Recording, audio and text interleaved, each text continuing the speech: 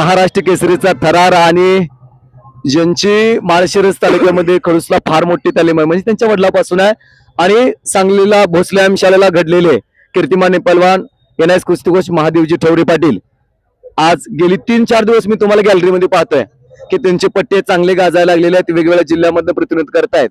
पण मी प्राधान्यानं महाराष्ट्र केसरीच्या ओपन गटातल्या लढतीवर तुमचं लक्ष वेधीन.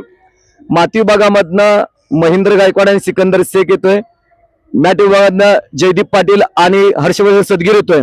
या चारही पलवानामध्ये 3 पलवान हे सोलापूर जिल्ह्याचे आहेत आणि गेली 3 वर्ष सलग चॅम्पियनशिप सोलापूर जिल्ह्याकडे राहिले आहेत. म्हणजे जास्तीत जास्त पदकं सोलापूर जिल्ह्यातल्या पलवानं पदकवलेले आहेत.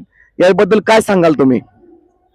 सोलापूर जिल्हा कायमच दरवर्षीच अग्रेसिव्ह असतोय आणि चॅम्पियनशिप बी सोलापूर जिल्ह्यालाच इथं मिळत असते आणि मला खात्री आहे ह्या वर्षी बी महाराष्ट्र केसरीची गदा निश्चितच सोलापूर जिल्ह्यालाच मिळेल.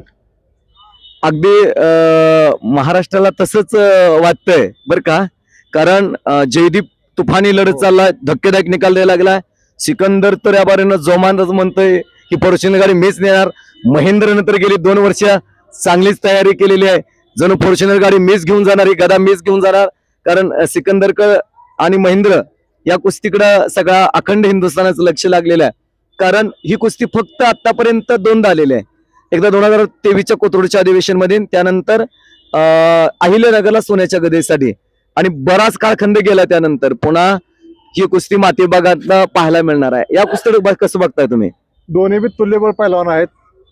शेवटी जे कुस्ती मेहनत आहे, ज्याचा दम कसा आहे त्याची कुस्ती होणार आहे. पण कोणच सांगू शकत नाही. दोन्ही बी एक टॉपचे पैलवान आहेत आणि दोन्ही बी अनुभव पैलवान आहेत. त्यामुळं कुस्ती काय कोण सांगू शकत नाही, कुस्ती चांगली होणार आहे. जयदीप पाटील हा नवीन असणारा पैलवान पहिल्यांदाच ओपन गटात उतरलेला आहे आणि अगदी खालनं चांगल्या कुस्त्या केल्या. त्यानं कालीचरण सोलनकरवरती विजय मिळवलाय. त्यानंतर अगदी काही मिनिटापूर्वी कुस्ती झाली पृथ्वीराज मोहोळवरती, त्यानं नेत्रदीप असा अशक्य असणार शक्य करून दाखवलंय. जयदीप महाराष्ट्र केसरीची गदा घेऊ शकतो का?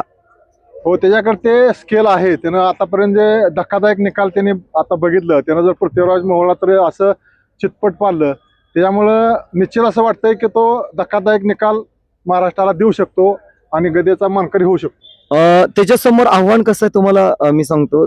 2019चा महाराष्ट्र केसरी, 2024चा धाराशिवचा तो उप महाराष्ट्र केसरी आणि प्रचंड मोठा ग्रीक रोमनचा अभ्यास असणारा पलवान सदगीर आहे की ज्याला मॅटचा अभ्यास आहे, वेळेचं भान आहे आणि कंट्रोल असणारा, म्हणजे अभ्यास बरोबर.